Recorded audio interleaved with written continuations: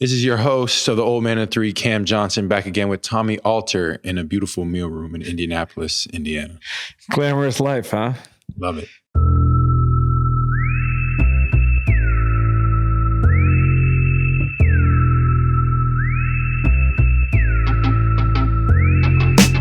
Yo, welcome back to the Old Man and the Three. This is episode 2.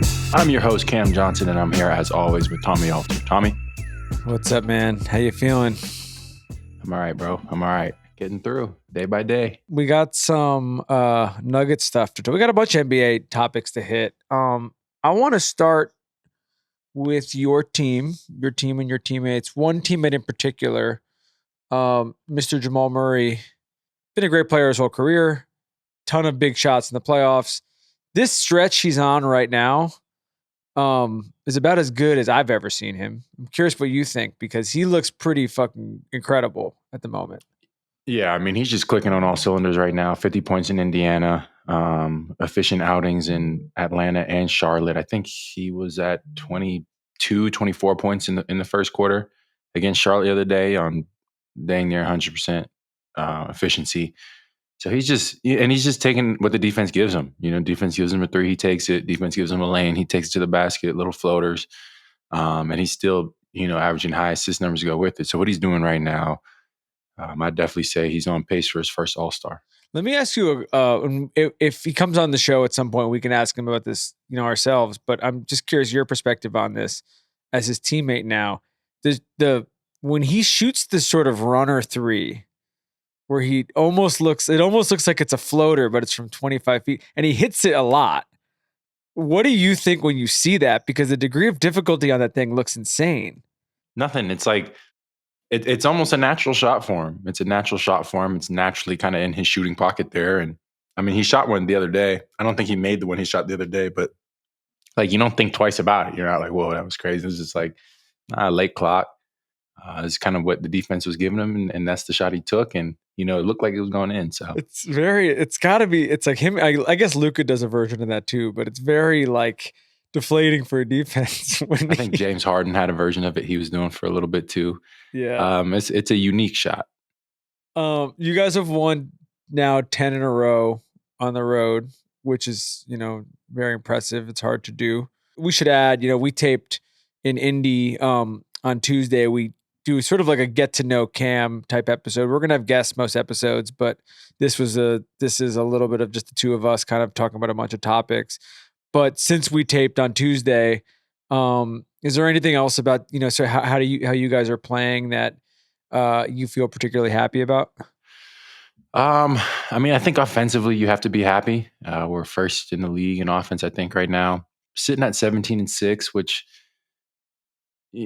I've been told that that's a franchise best through 23 games, which is really cool. But on the other hand, it feels like there's 5 or 6 of them that we should not have lost, that we dropped. So, the bar is still set high. Expectations are still set high. We're still, there's a lot to improve on. But this is a starting point for our team, going through a couple injuries and relying on our depth. I think it'll set us up pretty well in the long run. Another NBA topic I wanted to get your perspective on. This actually happened. You guys played Indy Wednesday night. We had dinner Tuesday night in Indy, and then this happened 3 a.m. ish Eastern time, I guess. Late Tuesday night. The Clippers sending CP home. It's obviously a guy that you're very close with. I know as well. We've done a bunch of episodes with and stuff with him. Is always, he's a great person. But you have about as close a relationship with him as anybody in the league at this point. I'm just kind of curious your perspective on that overall. It's hard to say when you're so far on the outside. I will say, he was planning on this being his last year, right? And I don't think that's the way he'd want to go out. I don't know if he's looking for other opportunities. I know LA's home for him, and the Clippers is, a great place, was a great place for him, and the idea of it was a great place for him to finish his career there. So you have to think like, behind the scenes, I don't know, friction, whatever it may be, but it does seem kind of like a radical step on the Clippers' behalf just to completely cut bait. So, I mean, maybe we'll find out more in the future on what's going on there, but an amazing player, an amazing career. And even if that is the very, very end of it, like just a pure, one of the best ever point guards, Hall of Famer, all those things. Yeah. Well, as well said. I didn't like it. No, I didn't I mean, like it. but like we don't know enough. We don't know enough. We don't know. We don't know enough, but we know him.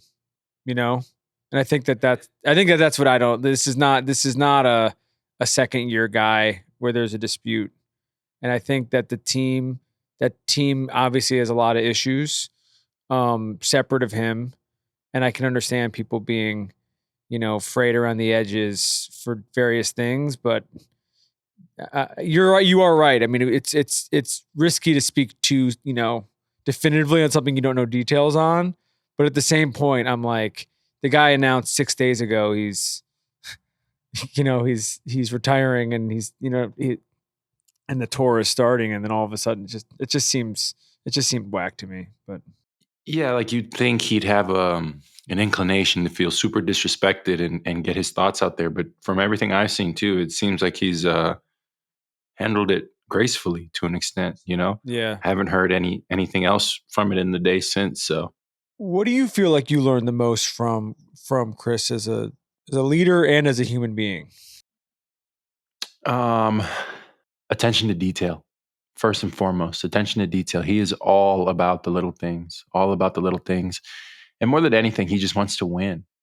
And he's a teammate, a leader in a sense where, our teams in Phoenix rallied around him and appreciated the voice that he was. And I got better because of it. All the young guys got better because of it. And, just to have him as a point guard, I had Ricky Rubio for 1 year, amazing veteran point guard. Then the next 2 years, 2.5 years, I have Chris Paul as a point guard. Talk about, just some of the best humans to learn from. Chris is intense. He's really intense. But like I said, that attention to detail, that overwhelming desire to win, really drive his character, his work ethic, and I was really really glad to be able to be his teammate for that handful of years. A super invaluable experience for me.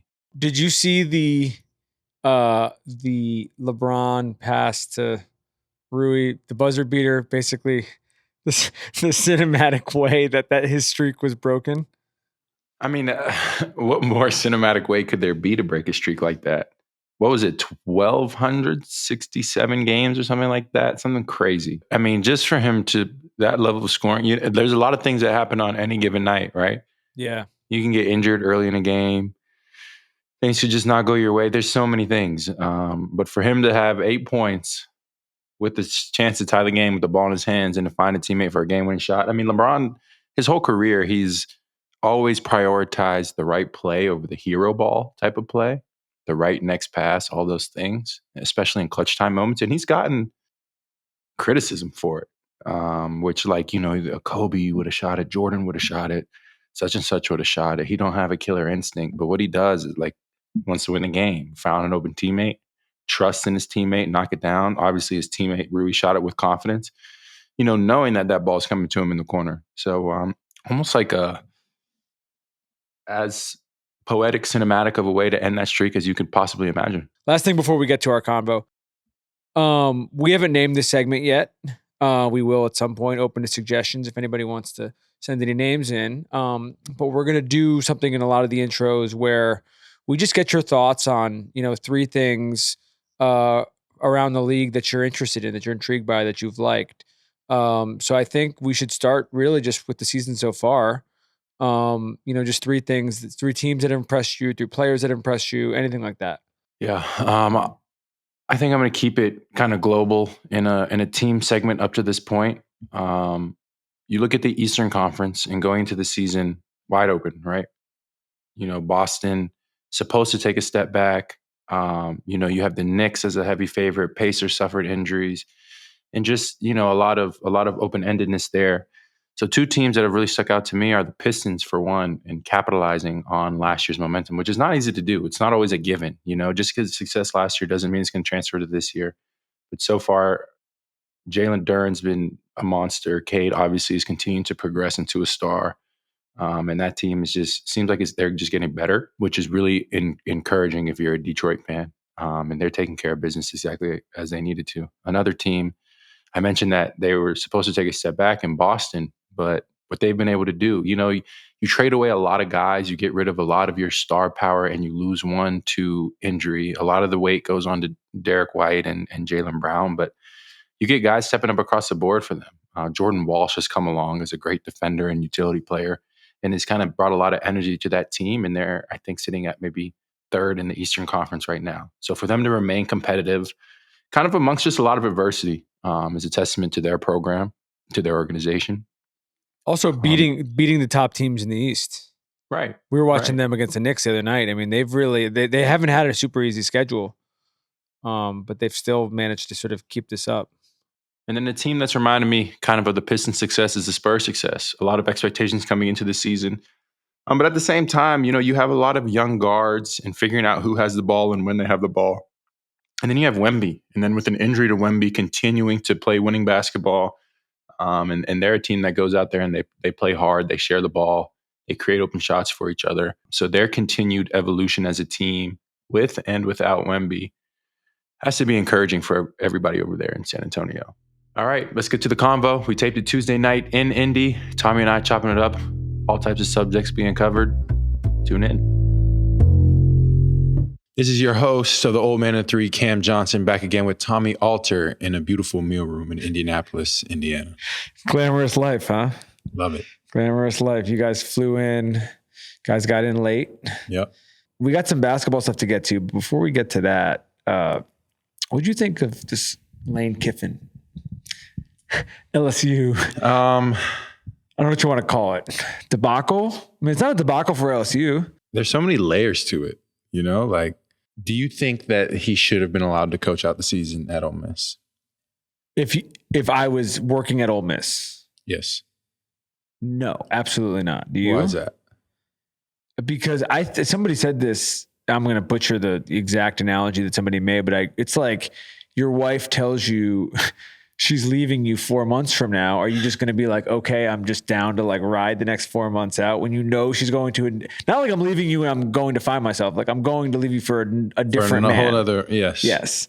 You're going to be like, no, let's just end this now. I mean, okay, but that's all you also have to keep in. That's fine. But you also have to keep in mind, maybe that husband and wife is building something special and that can be done within the 4 months where they felt like they've accomplished their goal. Would it be special? Okay, if you've been in this situation before, if you were at Carolina, Pitt, but let's say Carolina hypothetically, because I think the scale of the school matters in this circumstance. This is it's not a mid-major. It's a team that expected to sort of compete for a national championship. If you're at Carolina and your coach, whether you guys are going to win or not, your coach tells you that, are you going to be like, yeah, let's go win it for him? Why do you want them to have that win?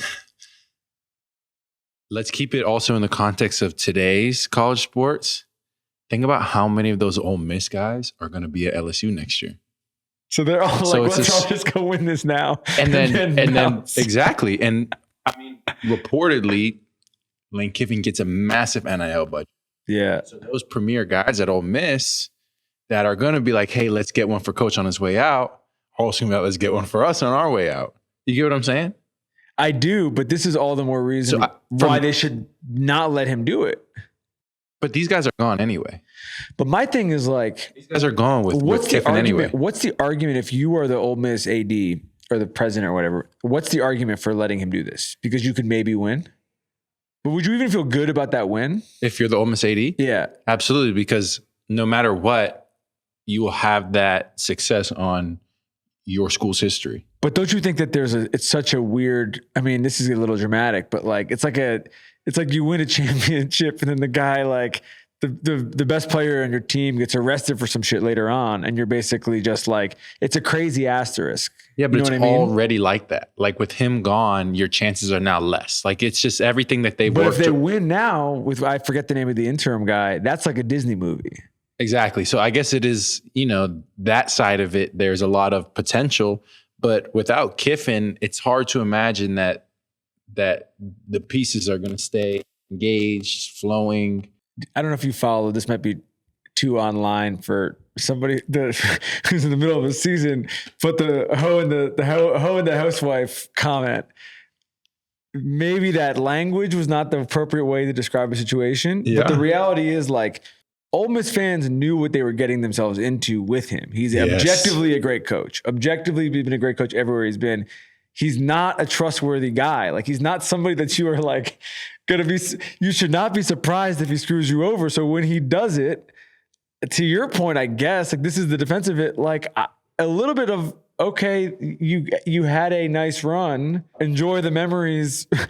Enjoy the memories while you have them. You had him for a short amount of time. It's like you're here for a good time, not a long time. You know, like, he's that guy. Like, he's never professed to be somebody that is like, I'm going to spend the rest of my life in Oxford, Mississippi. And he's been that guy. So why is anybody surprised? Everywhere he's gone, there's always been something. There's always been some controversy surrounding it. Always some controversy surrounding his departure. He's a great coach. He has to be for everything that goes along with that. But like, Ole Miss can't be surprised about this. And you like, as the viewer, you can't blame him. He's himself. I just think you can have two sides of, you can have two schools of thought in your brain at the same time. And that, like, you can't blame him, but you can blame him because you are, if I was an Ole Miss fan, I would absolutely blame him and I would be pissed. Why? The way that I would think about it would be like, it's one thing if you are, even when like Cal left to go to Arkansas, and that was, the people from the Kentucky fans were so hurt because they were like, we gave you everything. We gave you every resource. We gave you our undivided love, blah, blah, blah, whatever you want to say it. The timing, this was going to be a crown jewel moment for this program that they haven't had in however many years. And not just the fact that he left, but the way that this all went down, the way that he did it in such a kind of like tawdry way, such a you have to, there's no way as a fan you're not going to be pissed at that. I just think that you can also look at it from his perspective, which he's kind of said, which was like, the money is the money.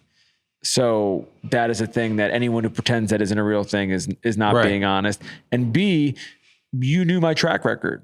Exactly. So you knew what you were signing up for. So it is what it is. But fans are always pissed. Like, how many college football programs fans are extremely happy at the end of the year? Not that high of percentage, especially in that Power Five, like teams that are competing for a championship. Only a couple teams that severely overperformed expectations, those fans are happy. And then the team that won it all in the end. Yeah. Those are the only fan bases that are happy. So Ole Miss is probably perpetually a tortured fan base in that regard. So like, there's also the school of thought, the argument that it was worth it. The Lane Kiffin experience is worth it. Because look at, they've had a couple good years now. The Jackson Dart years were good. They had this year that was good. Like, hold on to that. And it's not over. We're talking about it like it's over. Also, where I would make the argument that it's worth it for better or for worse is we're in an attention economy. Exactly. And we're talking about Ole Miss on an NBA podcast in Indianapolis. How often does that one happen? We're talking about the Ole Miss culture. Like, that we are starting off the show talking about this. Like, that is the story in sports, professional, college, whatever. Another interesting sort of thought I've had about this the last couple of weeks was just like how special college football is and how unique it is, how unique the hatred is and the passion. I don't know what you think. You're like, the Nuggets probably have, if not the best fan base, one of the top 2 or 3 fan bases in the NBA. Denver, we talked about this with AG. Like, Denver overall is like a great sports fan base. I don't think anything compares to college. These college football fans are nuts. No, nothing really compares. There's nothing close especially to it. Especially SEC. Yeah, there's no hate. Just the global SEC economy of like hatred back and forth. Like, there's so many like big rivalries in SEC country and like these people's lives, man. It's like it is truly impressive.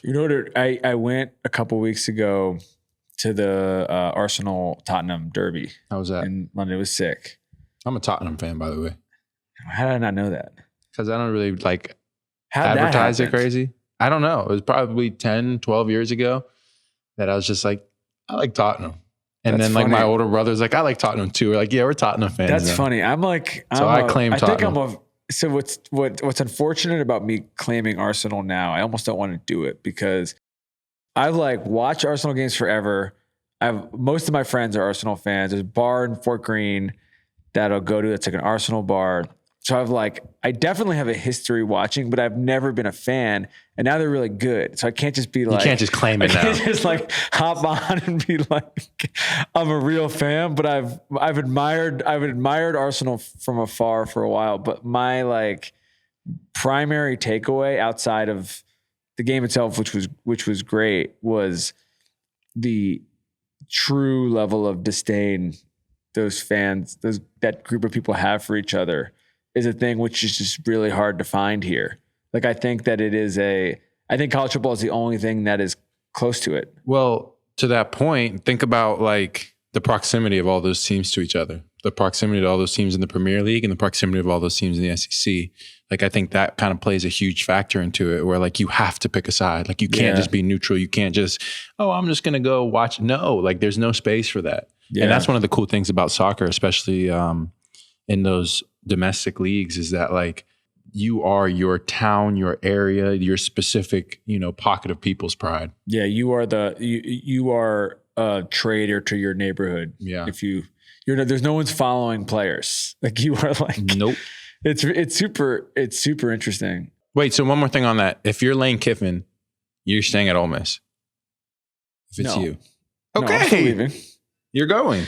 This is what I mean. I don't even blame him for the decision. I just blame him for how it all went down. I'm just like, dude, the second it became clear they were going to put $90 million in front of you, I think you walk everybody involved at Ole Miss into one room and you spell that out and you're like, yo, like they don't have that. These guys do. You all have no matter what, you all would have some semblance of an understanding of what that could mean for me and my family. And instead, he just played all these games for weeks and he kind of like strung them along to go do this.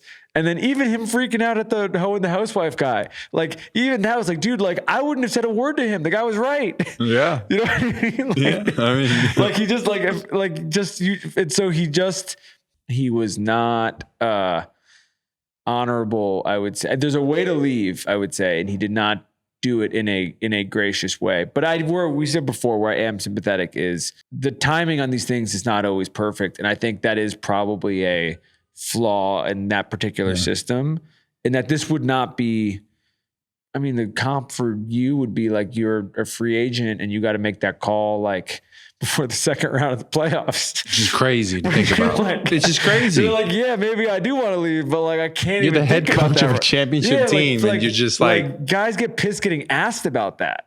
Guys get pissed getting asked about retirement, not even going to a different team. Yeah. They get pissed getting asked about retirement and you're being like, you're the coach and you got to make that call. Like that feels like I'm not really a fan of like non-competes in general in like life and in business, but that feels like an institutional thing. If you have a control of your institution, you should be like, you are not allowed to do that.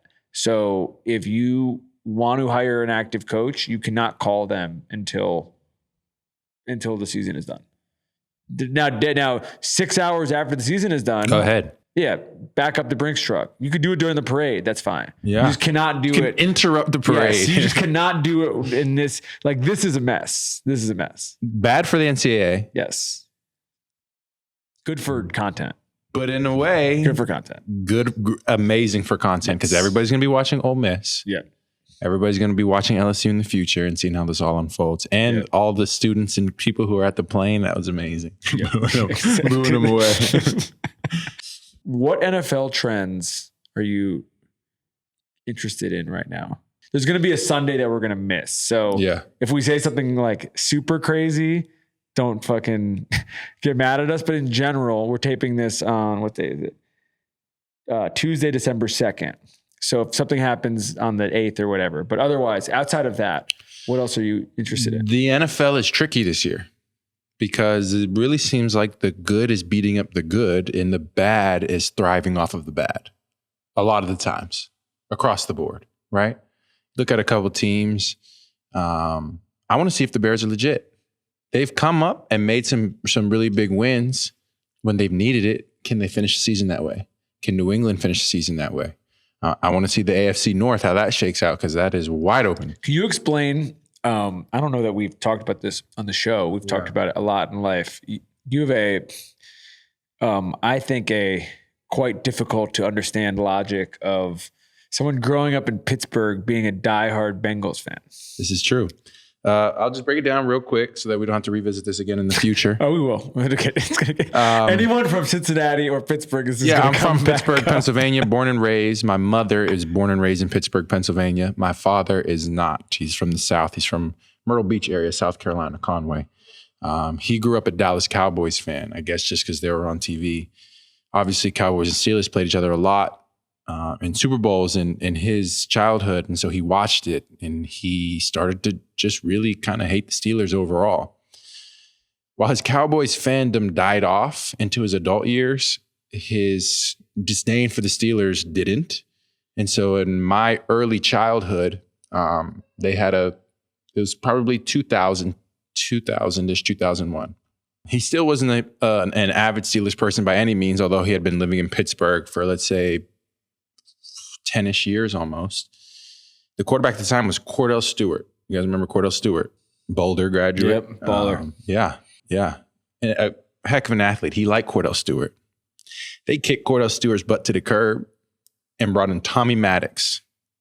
Tommy Maddox didn't lead Pittsburgh to any glory days, although he did result in getting Ben Roethlisberger. But my dad just did not like Tommy Maddox. How did he result in? Because by being bad, that's how they got Ben? That's a plus. And they were like polar opposites. Like Tommy, he threw the ball, I guess, kind of hard. They call him Tommy Gun. But he was very immobile. Cordell was electric, movement, whatever. Whether Cordell was the quarterback of the future or not, like my dad just didn't like that. He just didn't like it. So he always just talked bad about the Steelers. And at the time, I was a Steelers fan. Just naturally. I'm born in Pittsburgh. My mom was a Steelers fan. All of my family on that side is diehard Steelers fans, like everybody else in Pittsburgh. But like, I was young, 5, and I was impressionable. So I hear all these bad things about the Steelers. I'm like, yeah, I don't like the Steelers either, man. I don't like the Steelers either. So then there's like maybe a year or two where I was like, oh, I'm like the Buccaneers. I called them the Swords. I'm like the Buccaneers, or I'm like the Panthers. And then around 02, 03, I started to see this guy named Chad Johnson. And on the back of his jersey, it said C. Johnson.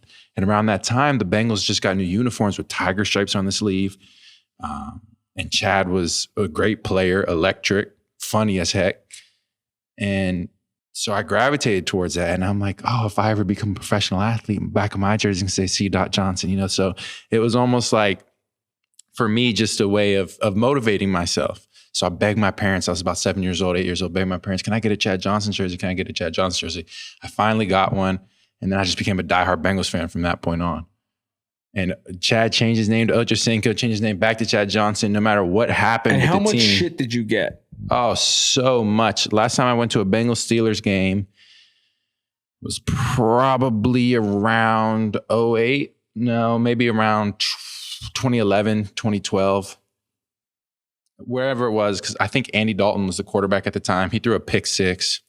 I'm sitting in a section. I'm with my Steelers friends because they're the one that had tickets. All Steelers fans around me at Heinz Field, of course. And I get beer spilled all over my head. Like the person behind me jumps up and like they said, "Oh, I'm so sorry." But I'm wearing my Bengals stuff, beer all over me. It's freezing cold, middle of December. This is what's funny. This is what's funny about this is, I would say like this probably built character in you. Like this made you a better person in certain ways. In some ways, yeah.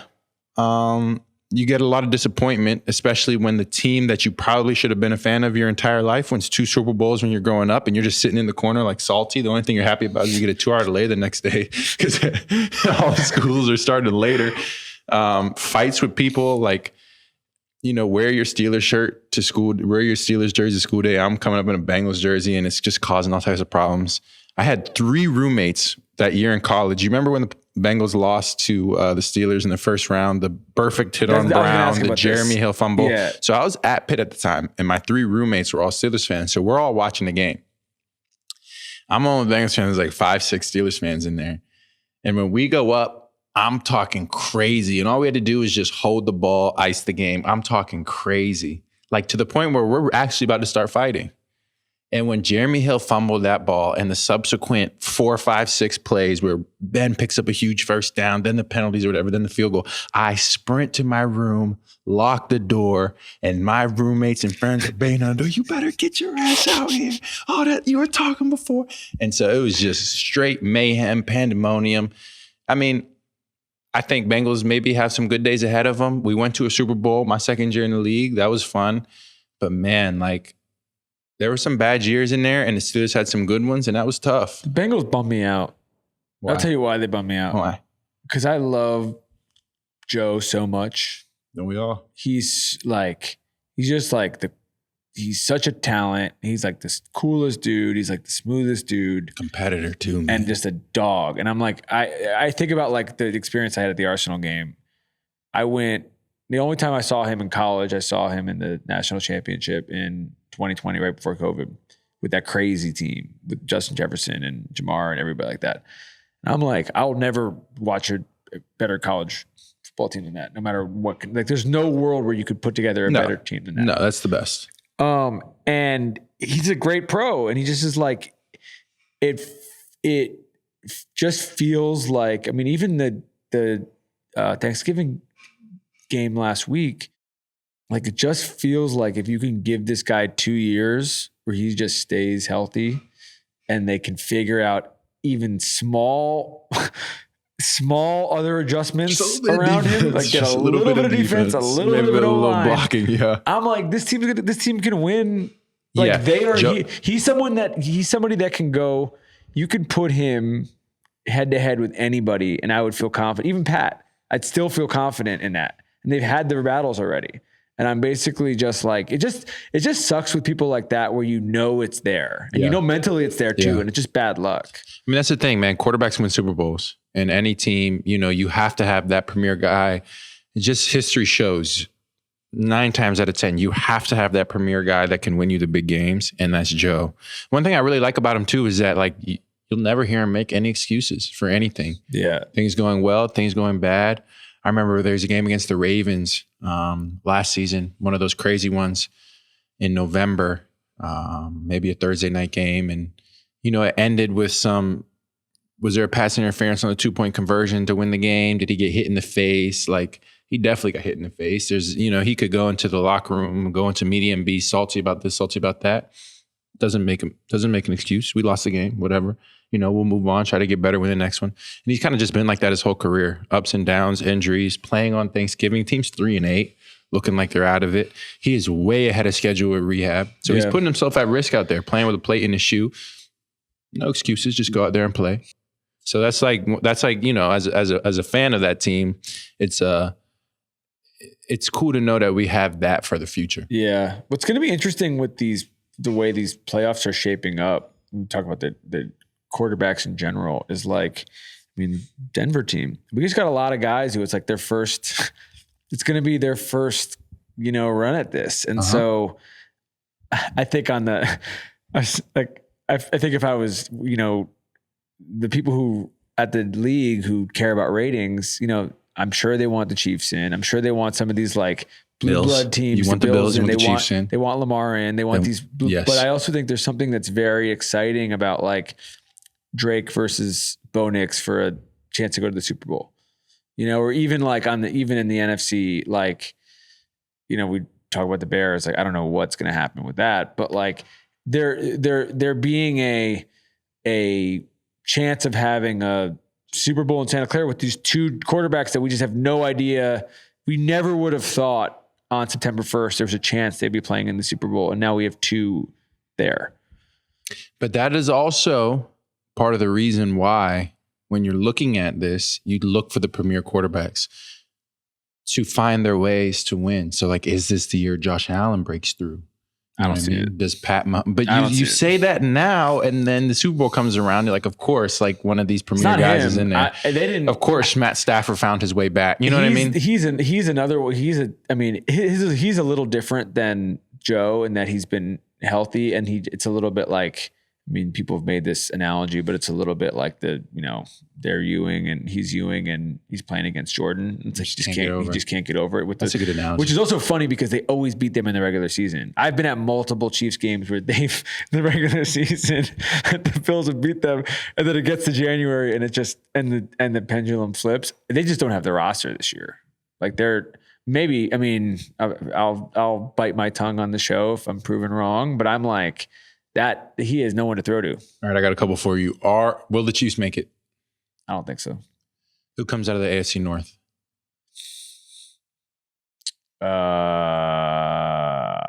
Pitt. Really? Yeah, but I don't feel confident about that. What do you think about the fire Tomlin chants and all that stuff? I think it's BS. I've always said that. I think it's BS. I don't like when Steelers fans do that. No, and I think that this happens in all sports with these great coaches where you get spoiled for so long. They get spoiled for so long being either in the playoffs or in the playoff hunt.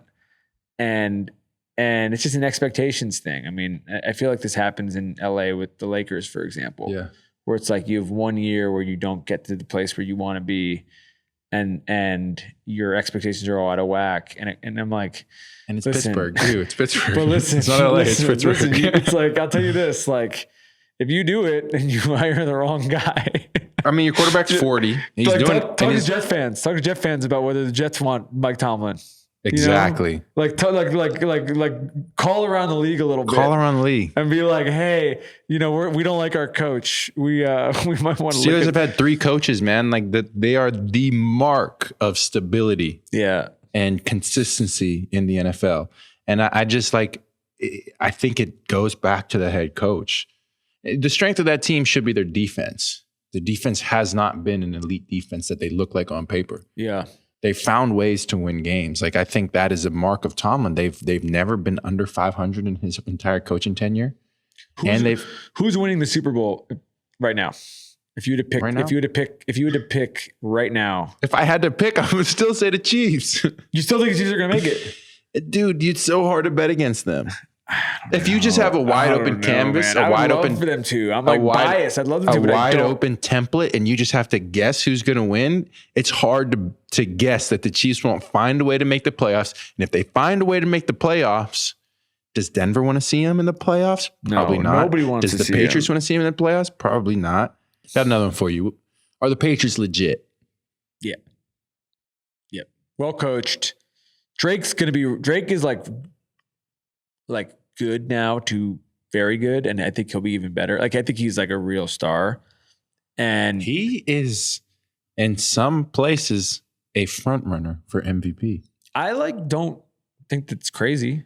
No. They win if you win 14 games, 15 games. I mean, I think that's one that, again, before the season we would have thought was crazy, but at the end of the day, like, they're beating good teams. You know, they had an easy start to the season, but at a certain, like, the proof is in the pudding with them. And I don't know. I don't know that they probably are in that, like we're describing, sort of like when you get to January, if they're going up against Josh Allen. Yeah. I don't know that I'm picking him. I don't know that I'm picking him against Mahomes. I don't know that I'm picking him against the Ravens, even though I don't know that they'll be there. But you just have to give him and that coaching staff all the credit in the world to even be in this position. Because it felt like it was a transition year. Like, it didn't feel like their expectations were even to be like, not even close. It was like before the Buffalo game at Buffalo, this was not a team that anybody was talking about having a chance. No. And those 2 losses came in week 1 and 3. The week 3 loss versus the Steelers, fumbles in the red zone just killed them. Like, it's an easy way to lose a football game. But what I tell people all the time is you still got to beat a bad team. It's NFL. Like, they're still NFL teams. You still got to go out there and beat them. Obviously, I'm biased towards Drake and his success this year. But in terms of somebody who's just solid mentally, his foundation is solid. Like, he's not one of those guys that kind of goes up and down with what's going on. Like, he's always going to be himself. He's always going to put the work in. It's so cool to watch his success, and especially just in year 2 with the kind of like not really in a situation where you feel like he's set up for that much success. But for that coaching staff and that team to get to that point, like, you got to give him a lot of credit. I have a NBA question, non-Nuggets. Which team and individual player has impressed you the most? Not like surprise is the wrong word, but for where we are at this point of the season, if every time you watch them, you're just impressed and you maybe were not necessarily expecting this level of success from them as fast as it's come so far this year. There's a lot across the league, man. A lot of guys stepping up. I think if you look at Atlanta, Jalen Johnson's return, losing Trae Young, the fact that they're still a really scrappy group, that's. What do you think makes him so special? Jalen? Athleticism and size. Like, he's a freak athlete, you know? But his touch. It comes together. Like, he puts in the work, obviously you can tell, but like, he has that foundational skill and athleticism, whatever. He's able to, you know, take advantage of that. And that team's, you know, been playing well in their own right. Okongwu's been playing great too. Exactly. They're not a fun team to. You guys are going there in a couple days, but they're not a fun team to play against. Dyson obviously is. I'll tell you more about it afterwards, but there's a couple teams across the league that just are finding ways to get it done, and some teams that are finding ways to not get it done. Yeah. In terms of the rookies, what do you think? I like the way Knippel's shooting the ball. Like, for him to come in and have that immediate impact like he's having. This rookie class, like Flag, Edgecombe, these guys are like really becoming solid contributors from day one with a lot of confidence. What'd you think about Cooper? Just a really talented player. Like, he's so young. He's a teenager, you know, and there's just a lot of potential there for his game to continue to grow and take off. You know who I was watching your guys' game last night? Ryan Nemhard. Yeah. But you called that. Of course. We're taping you said this. That. We're taping this episode in Indiana. And like, Drew's like he's a friend of the show, a friend of ours. I'm like, his little brother plays exactly like him. Pretty much, yeah, pretty much. He's like a little shorter, but he's exactly like him. You watch the last two playoffs, and you're and by the way, this isn't a knock on the Pacers, it's a knock on everybody. I'm like, how do you not see what this dude did? I'm not saying he's got to go in the top 5, but how do you not see what his brother has done?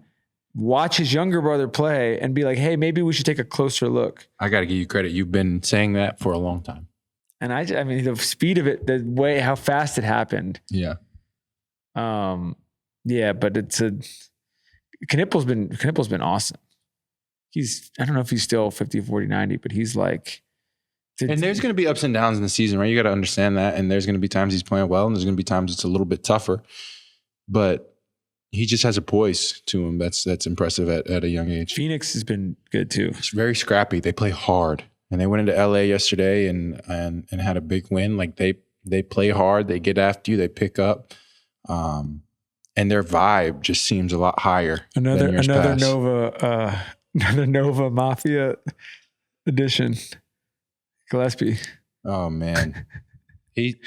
He's been shooting, and he had a good summer. I played pickup with him this summer, and he had a really good summer. So it's not a surprise to me. Like, you can see it there. That's I haven't talked to Kale about it, but Matt Kennedy, our friend who played with all those guys at Nova, he's like, we got another one. He's seen a lot of good players come through there. We got another one. I mean, you have to give credit to that system. Obviously, something they were doing there in Philly was getting guys right, getting them prepared. Yeah. Are there other trends around the league that you feel like you want to track over the next couple of months? Like we were talking, we're probably doing an episode on this in a couple of weeks about like stretch fives and how stretch fives are, they're in, then they're out, and they're in, they're out. And some of it is sort of like personnel dependent, but are there specific trends that you just are interested in that you kind of have been paying attention to and you want to sort of see where they go? Speed and pace of play and scoring.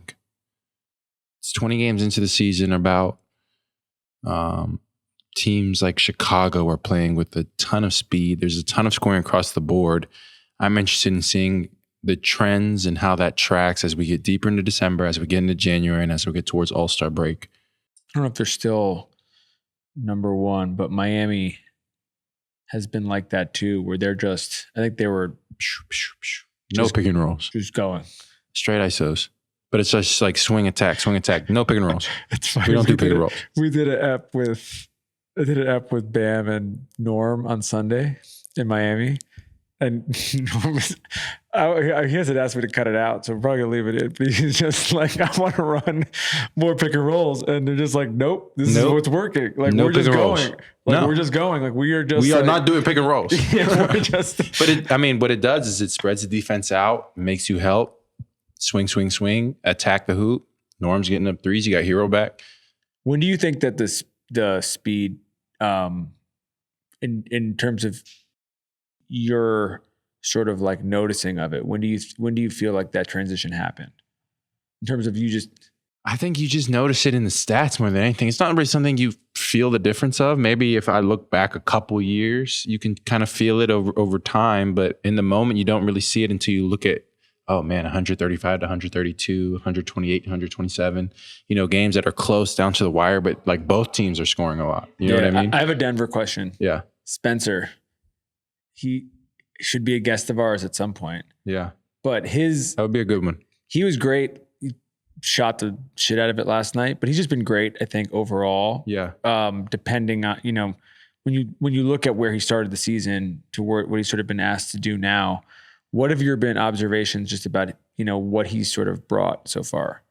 He's a real consistent guy that puts in a lot of work, puts in a lot of effort, and he does what is necessary, what the coaches want, what his teammates need in order to get him on the floor, right? So he's one of those guys that kind of understands like, hey, to get on the floor, I need to be a really good point of attack defender and be able to execute, be in the right spots, cut when I need to cut, spot up when I need to spot up. I put a lot of work in the summer, and for him to be reaping the benefits of it relatively quickly too is pretty cool to see. Have there been you think like look back at your career, have there been other two-way guys, not that he's like his game specifically reminds you of, but that you've sort of seen make this jump as sort of seamlessly in terms of like they kind of find their niche and then all of a sudden they're in? And one guy that we had last year, Tyrese Martin in Brooklyn, he's still in Brooklyn right now, but there were some early season maybe injuries and stuff, and he got an opportunity in a game in Phoenix around Thanksgiving last year. He goes 8 for 10 from 3, 30 points in a big, huge win, continues that momentum through the season, gains confidence, gets put on a standard, and now he's a roster guy for that team. That's kind of what it reminds me of a guy that just kind of bided his time, did what he was supposed to do, put in the work, put in the effort, showed up every day. When his number was called, he took advantage of it, and it really put his career on a positive trajectory. It's a cool story. We have to do an app with somebody from that team at some point is Detroit. Yeah. It's a cool story. Yeah. Duncan's very happy. I mean, Tim said the same thing last year, and just like the veteran presence that stabilized that Detroit team, and then what they've been able to do as a group there and bigger staff and everything. Like, yeah, they deserve credit for that. Cade he's a killer. Yeah, he was the number one pick for a reason. Yeah, I feel like people should talk about him more in the. We always talk about this on the show about the NBA guys that could be football players. Hell he's a yeah. basketball guy though. But he's physical though. But the way he moves, he has that basketball flow to him. Have you ever seen him sprint? But that's because he's a basketball player. Like, I don't know if I've ever seen him sprint. He's smooth. He know what I mean? A quarterback? I'm pretty sure he played football. Maybe he could. We did an episode with him. He is from Texas. They do play a lot of football down there. We did an episode with him. We'll have to ask him about his football chops. That would be an interesting one. The draft, and he was like, quarterback might be a good one for him. That's what I mean. The physical profile's there. That's what I mean. He has the IQ of a point guard. That is huge for a quarterback. Let's hand him a pixie and see if he can throw it a little bit. Do you buy we were talking about this in OKC, buy the translation, the basketball player translation to the football field if you had the right amount of training? If you take yourself out of it just for a second, because you're going to have your own, like if you're going to take 5 of your teammates and be like, we're going to give you 6 months. 6 months might not be enough. Like how much time would you need to get yourself a year ready? At least. I mean, you look at somebody like AG who has like the physical. He's another one that people do not talk about. Yeah. Nobody talks about him in that I don't conversation. know why. He's probably in the You were top, the first one to really say that too. I was like, oh, he's probably in the top 5 when you actually really think about it. No. NFL is a completely different beast. I mean, imagine him as a tight end. Yeah.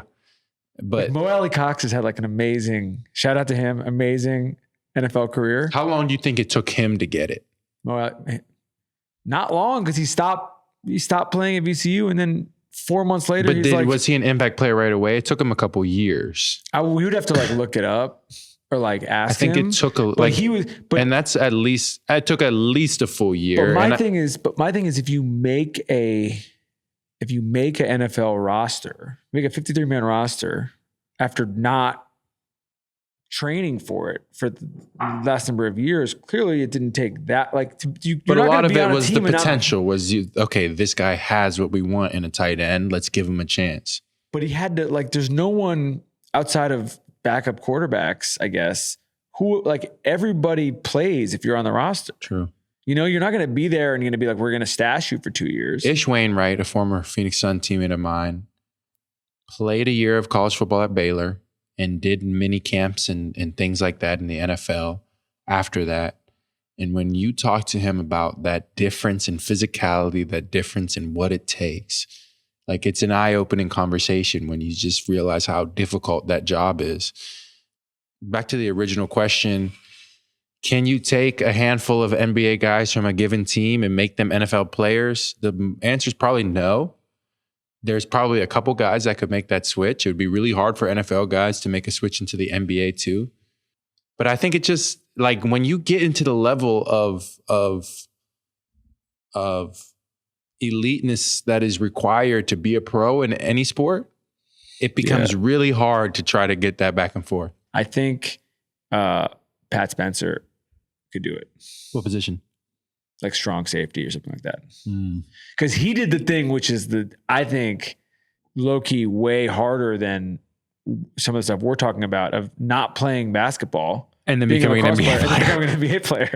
That's crazy. He didn't play college basketball. He just decided. Didn't he play 1 year? He played 1 year at Northwestern. Where did he play? Played at Northwestern, but he was a 4-year lacrosse player and the best player ever in the country. The best lacrosse goat. And then he decided, because he was like, I can't make any money playing lacrosse, I'm going to go play basketball. I'm going to go play in the league. And then I'm going to play in the NBA. That's every person's dream. And stick in the NBA too. That's every person's dream. I'm going to go play in the league. He should be somebody he's him and his brother. I mean, his brother is hooping right now. He's a hooper. You could tell he's a hooper. He didn't.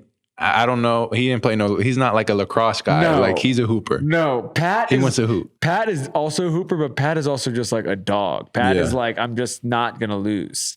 And he's like, if I'm going to go do this thing, I'm just going to go do it. And I'm just going to figure it out. Yeah. That's an interesting story. So that's one who's if you told me that guy is and he's number 61 or something. You couldn't see him being a strong safety. Or being a fullback, being what's the dude in San Fran? Juszczyk. Yeah, just a guy like Juszczyk. Just go out there and just definitely a gunner. He'd on have to get teams. Bigger, right? He's basketball, he's been running around the court too much. He'd have but to he's also physical weight. Already. He'd have to put on some weight. Like that, you're definitely physical. I could see him maybe playing a strong safety kind of role. Fullback is a dying breed, bro. There's only 4. Yeah. Really, think about the fullbacks in the league. There's 4. Or Mike Allstott. A bowling ball, a beast. Lorenzo Neal, a beast. By the way, just for our Denver purposes, we should shout out the Broncos. Broncos are nasty. Their defenses. The Broncos could go to the Super Bowl just off everything else. And I know, no shade to Bo. Bo's had great moments, but their defense is sick. Ridiculous. There's a couple defenses that are sick right now. The Texans are one of them. Texans defense is nasty. Texans are sneaky. Shout out to the Broncos, man. That's the city's loving them right now, and they deserve it. All right, everybody. Thank you for joining us at the Old Man and the Three. Your host here, Cam Johnson, with Tommy Alter, the famously known, but nobody knows for what exact reason, Tommy Alter.